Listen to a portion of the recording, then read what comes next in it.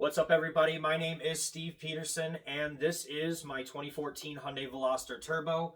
This is part two of my two-part series on turbos, Turbo Talk, as I have the series titled. Part one, I did quite a bit leading up to the removal of the turbo off of the back of the engine. Talking about some of the pre-steps you need to do before you even worry about removing components off the turbo. And here we have, basically we're up to this last steps, and I wanted to go into some finer detail when it comes to removing the coolant lines off the back, and the oil supply and oil drain lines off the turbo. Those are kind of key components that if improperly removed or damaged, they can't be reused, and no one wants to have to buy unnecessary parts because they've damaged something that didn't need to be messed up. So I want to talk about that, and then I do want to still get to these turbos here that I have on the back of the table. That stuffed turbo that I had mentioned in video one, this is a stuffed turbo from KDM Tuners, and we'll go into some finer detail of what's done to this turbo compared to a stock OEM turbo that's right here on this one, and then I'm going to show you that blown up housing and things like that as well. So without further ado, let's get you in closer here. So we're going to remove the coolant lines here at the turbo, and once you have removed these lines, there'll be enough flex in these silicone hoses to just kind of pull these lines back and like zip tie them back to something that'll hold them up and out of the way, so you don't get them tangled when you're trying to pull the turbo out. I guess if you really wanted to, you could remove the clamps back over here and remove the hoses and just remove this whole section of line from back there, but that's really unnecessary. I find it just easier just to kind of pull them back out of the way. These are a 17, no, I'm sorry, I lied. Those are a 18. That's what those are. So I find a 18 ratchet wrench style wrench works fantastic to get these out. Basically from the top you can put a wrench right down on it and get some leverage in there to break these loose. I'm going to show you what one of these bolts looks like. There are two copper crush washers also used in here. You don't really want to lose those because it is possible to reuse them. I don't really recommend reusing them, but I have, as long as they're not like super damaged. So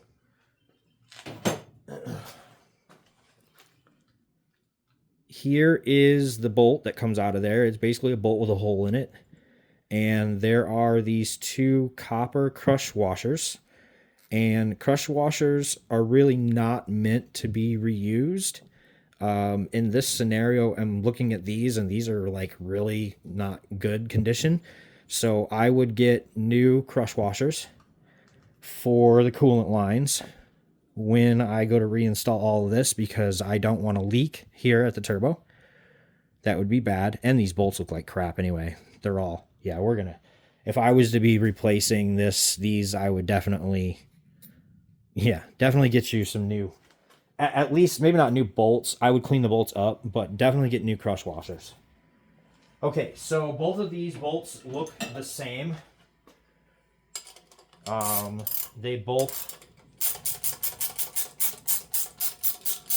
These lines are connected together, so you do have to remove both of these coolant bolts out to get the coolant lines off. Now, keep in mind, you're going to want a drain pan underneath here, underneath your car, and you're not going to want to be underneath these lines when you're loosening them, because they will dump coolant on you when you go to release them off the turbo, like that. Okay, so this is what I'm talking about. Once they're disconnected, you can just kind of pull them up out of the way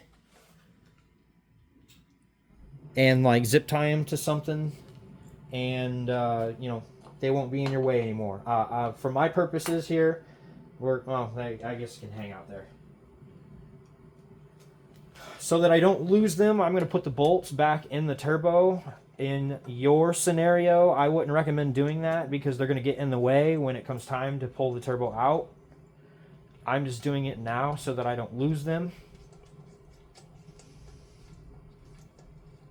And I also don't want crap to get into the holes of the turbo. Okay, on the top here is another bolt, and if you saw in video 1, I talked about the oil supply and oil return lines. Here at the top is an oil supply line. It's a really small tube. I will drop a picture and you'll see what that part looks like, because I unfortunately don't have one. But to get that off, it's kind of the same situation. It is a bolt with a crush washer on it, and that bolt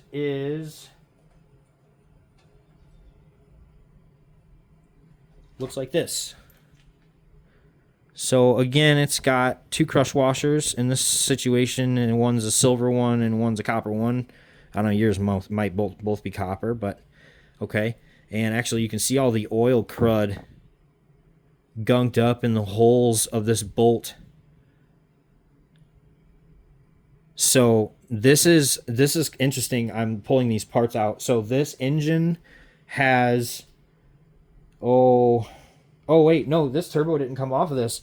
This turbo came off of a like 48,000 mile Veloster, and that's what that bolt looks like.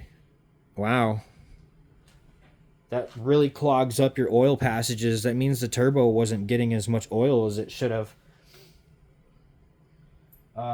This is a 17 millimeter bolt, by the way. Easiest way to get to this one, I don't know, maybe a socket with an extension and a swivel, maybe. You might be able to get a ratchet wrench in, I can't remember. Once you got the coolant lines disconnected and that top oil line disconnected here, you're going to want to go down around to the underside. So I'm talking about we go from here. That's the way, one way. And then boom, right there. There's 2 10 millimeter bolts that come out of there. There is a gasket underneath there where the other side of the tube meets. This is where the oil comes out of the block and feeds oil to the turbo to keep it cool. And then while we're under here, we are going to talk a little bit more about the oil drain. So the oil drain comes off the bottom of the turbo. There's 2 bolts. There is a gasket here that you need to replace. This is going to be a silver tube. I'll show you what that looks like here in a picture. That tube is going to basically go from the bottom of the turbo here, right here to the side of the block. There's another 2 10 millimeter bolts. And again, there'll be another gasket. You're going to want to replace that gasket. And that will remove the oil drain tube off of the bottom of the turbo at that point. You will start having oil coming a little bit out of the bottom of the turbo. You'll have oil coming out of that tube. You'll have some oil coming out of this hole if you have not drained your engine oil yet. Hopefully you've done so. But that's going to start making a mess. So again, you're going to want to have an oil pan to catch. Okay? Once we've got that out of the way, we're now ready to finish off taking these off of the studs up here on the manifold. So these last couple will get removed.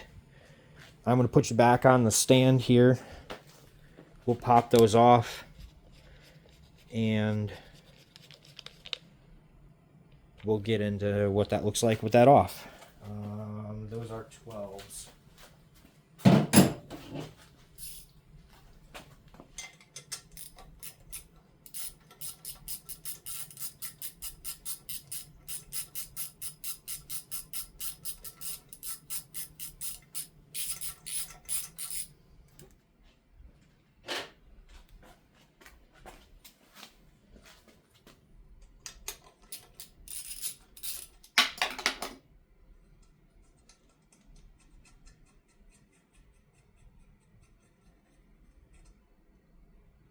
Boom. Okay. So once you've got all the nuts off of the studs here for the manifold, there's 9 of them. You'll be able to take the turbo and you'll be able to pull it away from the engine. Whew, that scared me. You'll be able to pull it away from the engine, and you will be able to now maneuver the turbo however you need to behind the engine to pull it up and out from above, okay? So you're going to be, hang on. You're going to be reaching over the engine, and you're going to need to turn the turbo in a couple different directions back there to get it to kind of come out through the top. And once you get it out through the top, hopefully, again, you've dropped your engine down far enough, or you've removed your valve cover, or you've dropped your engine and you've removed your valve cover, which will give you plenty of space to get the turbo out. But this gets heavy, so it may not seem heavy, but when you're leaning over your engine and you're only holding it within a couple fingers at a time, it'll get heavy on you. So you need to do this quickly. You need to make sure you figure out how to maneuver it back there and twist it. You do not want to puncture on your firewall. There are AC lines. There's aluminum AC lines. There's brake lines. There's your O2 sensors. There's all kinds of things back there that you can drop the turbo on and damage. So you do not want to drop the turbo once it's disconnected off the block. You want to get it off and pull it out as fast as possible. I'm going to talk about the differences between the stuffed turbo, a blown up factory original OEM turbo assembly, and I need to talk first about this one here over here on the right. This turbo, as you see it, has a few things on it that I did not cover in my part 1 series that need to be removed off the turbo before you can get the turbo out. And one of those is this great big bracket here at the bottom of the turbo. I find it easiest to remove this bracket. Well, you don't want to remove these bolts first. The first thing you're going to want to do is crack this bolt first. The one here in the turbo. That's the one that's going to be seized. That is actually why this bracket is still attached to this turbo, because that bolt is seized in there, and it's ready to get snapped off, probably in there. So you want to be very careful. This is a very crappy bolt to get out of here. You're going to want to spray the crap out of it with a penetrant and or use some heat. If you're using heat, you're going to want to be careful with where your heat is going inside your engine bay there. But you need to get this bolt out. Otherwise, you're going to have to try to get this bracket out with the whole turbo assembly, and it's going to be really a pain to maneuver the turbo back there with this big thing hanging off of it. So ideally, you want to get this bolt off. Once you get this bolt off, you can take the 2 other bolts out of the engine block. These bolt in there. And, this is basically just a support bracket for the underside of the turbo. It is important. You do need it. But I just want to point out that this is something that I didn't cover in that first video that's going to be really difficult to get out. And also to release the coolant lines. Those bolts are going to give you some trouble. I have broken many of those. Those are little bitty M6, 10 millimeter head steel bolts down into a steel turbo housing that gets extremely hot. And man, these things just get roasted. You can see these are all crispy. There's like almost no head on them to put a socket down on them. So they're just like asking to get destroyed. Those are a nightmare. Honestly, that's why on this turbo, all of that is still attached on here, because this one started to come loose, and then it got like all the way out to the end, and then it like seized up, and it won't come off anymore. So that's why that one's still attached on there.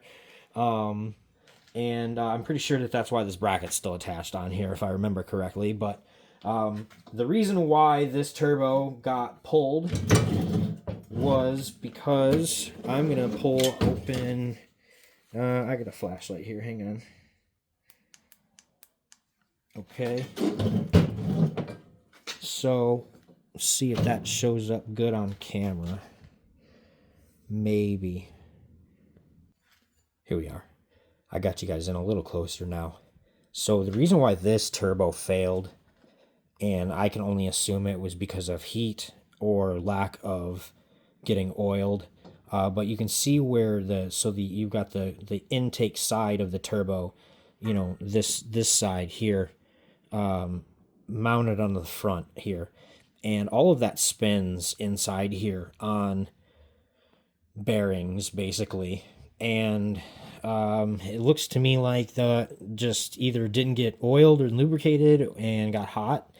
And you can see that there's these cracks in there. There's a couple of them in there where basically it started separating, and then that makes your bearings really loose on the turbo, and then everything just kind of goes to hell from there. So that is why this turbo got pulled, because of that. I'll give you a good shot there.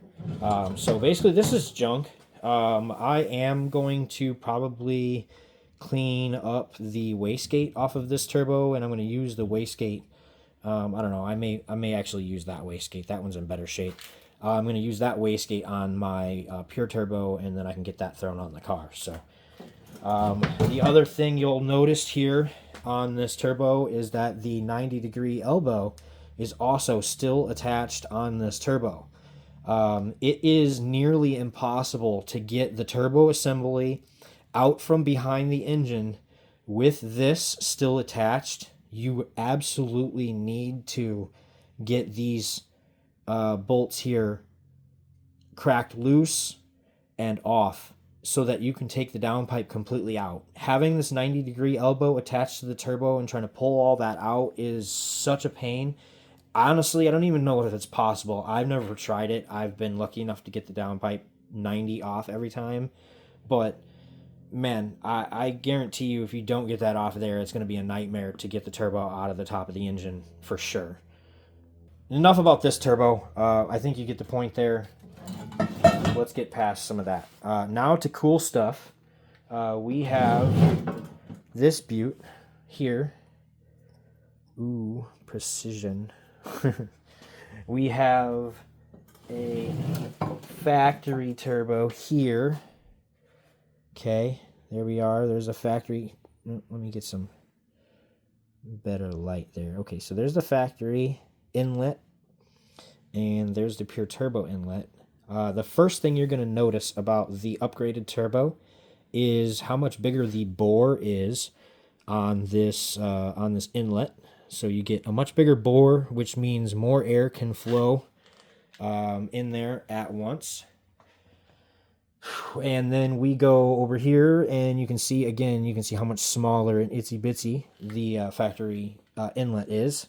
You'll also notice that the upgraded turbine has more blades on it.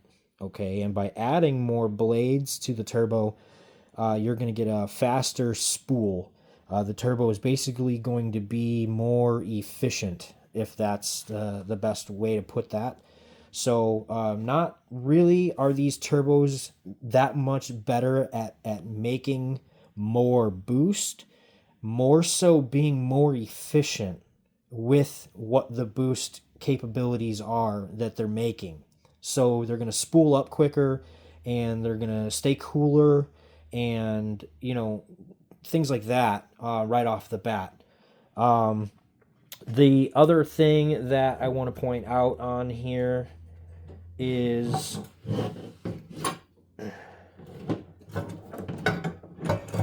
it's hard to see, but everything is made to factory spec as far as where things are located and where things mount from the factory.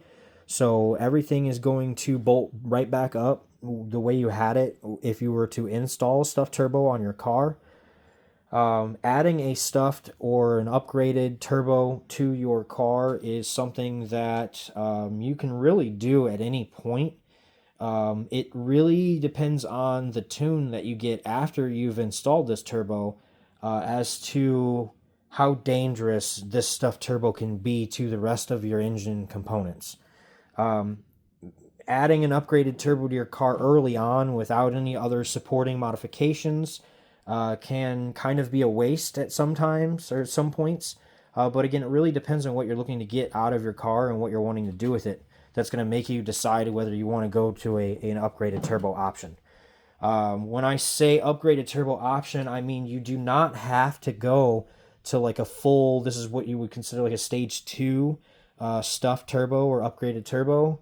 A stage 1 or an upgraded basic turbo is going to take the factory housing and just upgrade the cartridge inside here to a more efficient turbine design, and something that's made a little bit more precision, with a little bit more precision, and it will still increase the performance of your factory turbo. It's going to give you a little bit more, but you're really not going to see maximum gains. In order to maximize your gains, going to a full stuffed turbo option where you've got a bigger bore, you've got a bigger cartridge, and on the other side, we've also got to talk about getting a bigger exhaust port. So your stuffed turbo option, you do have the option to go to a bigger bore here on the exhaust side, and this is where you would come into like port matching to your exhaust size.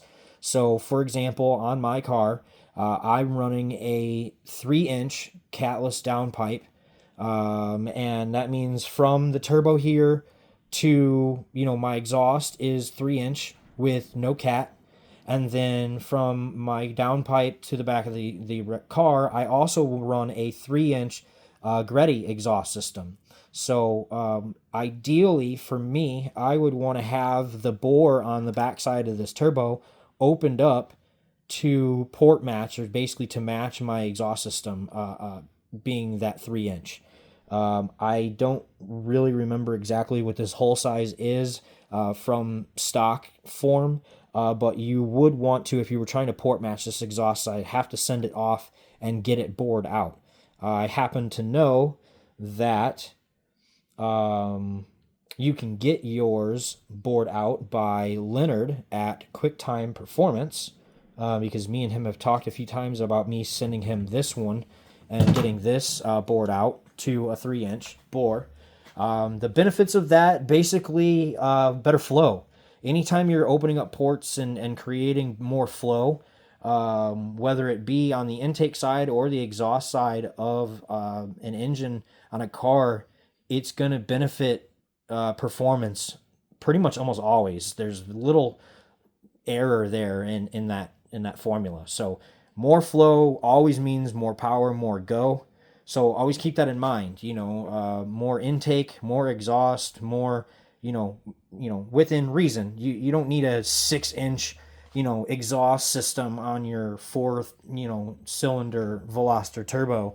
Honestly, even 3-inch is kind of overkill in a lot of scenarios and a lot of builds. But I'm now in the situation where I'm hoping to make quite a bit more power with this next stage of parts that I'm adding to the car, and in that manner, I feel like I've got enough supporting mods along the way, and that 3-inch exhaust is something that might sound pretty good when I get to this power level. So with that being said, that's enough about this one. Now, this is a factory stock all original turbo, and the reason why this came off of my car was because I blew a blade off of, and some chunks off of a couple of the other blades on the exhaust side. So inside here, there is a, well, not this is for the wastegate, but up further, there is another little tiny turbine in there, and there's blades on that. And I was out in the car one day doing a pull, and all of a sudden the turbo blew up. I wasn't really sure what happened, but I was doing a pretty heavy pull in the car, and next thing you know, I had a cloud of smoke coming out from behind the car, and I pulled over and I decided just to drive the car home. I wasn't very far from home. I was out testing the car. So I brought it back home, and with some further diagnosis, I figured out that I had blown up a turbo. And I sourced another turbo locally from Blood Type Racing, from Sam Lee. And he happened to have a stock one on the shelf. And I bought that turbo and threw it on over a weekend so that I could make a show. And it's been good ever since. But I have this spare turbo now that could technically be rebuilt. It's a good core. Still good manifold, still good housing. That housing can be bored out and modified So this is still a good turbo core here. This one is garbage. This is basically just scrap. I use this so you guys could all see, you know, what some components look like.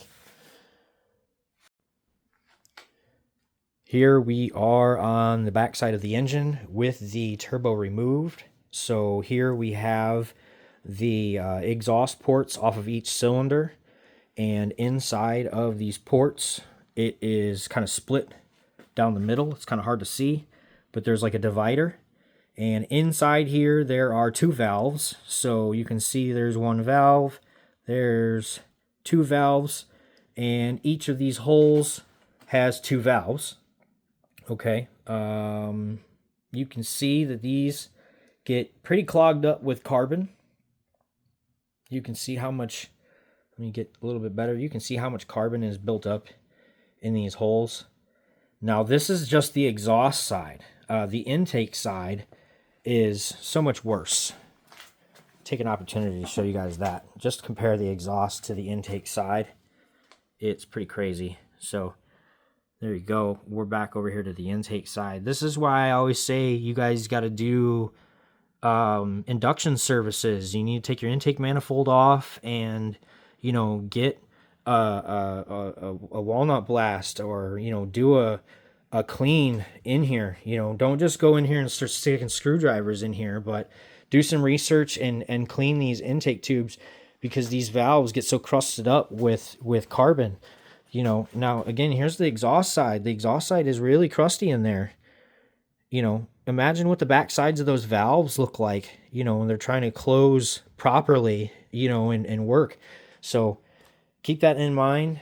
There isn't really a good way that I know of to clean these, other than, you know, when you've got the head off of the engine. You know, I guess that's it. I don't know. Honestly, I've never really looked into how to clean these. But so there we go. That's with the turbo pulled off. That pretty much wraps us up on Turbo Talk. I do hope this has shed some light on the subject. Maybe it's answered some questions you've had. Going to an upgraded turbo setup on your 1.6 GDI engine is going to benefit you in a number of ways. You will see a pretty big jump in power, and if tuned correctly, obviously, you'll see a big jump in power. If you were to just put a upgraded turbo on the car without getting a tune done to the vehicle, or without adding any other supporting mods like a high flow intake or something along those lines, you're going to really see minimum benefits to adding a turbo. It's pretty much a waste of money at that point. So, you know, supplementing a upgraded turbo with a few other bolt-ons and a good tune. And, I mean, there's guys out there making quite a bit of power on these engines. I'm not going to say any specific numbers, because I think each engine out there is going to kind of land in a different area depending on what you've got done and how you've done it to your engine. But I would say it would be safe to say that if you were to do a stuffed turbo and pair it with an intake and an exhaust and an intercooler and I don't know, maybe colder plugs, you'd probably see a 3 in front of your horsepower number. You know, maybe a 310, a 315, a real good tuner, a 320. You know, I feel like when you get into that neck of the woods of this engine, you're going to want to pair your stuffed turbo with a set of ARP head studs. You're going to maybe want to upgrade your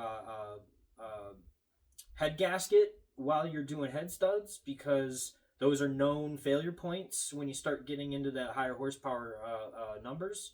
I mean, heck, they're known failure points even without higher horsepower numbers on this engine. So why would they not be more prone to damage once you increase your boost and start making more power? So just keep that stuff in mind. You know, when you start increasing power, you also need to be aware of other components that need to be supplemental to what you're doing. So you're not going to want to just put a turbo on your car and expect it to go fast. But let's say you have a blown turbo. I hope this video does help you in that manner. This video wasn't really supposed to be about talking about performance and stuffed turbos. This was more about removing the turbo and that process of how to, in case you want to change yours and you've done your own research there. Hopefully this has helped. Check out my other Instagram posts at Steve the Woody Peterson. Here already here on YouTube at Steve the Woody Peterson. I appreciate you checking out the videos, and stay tuned for more.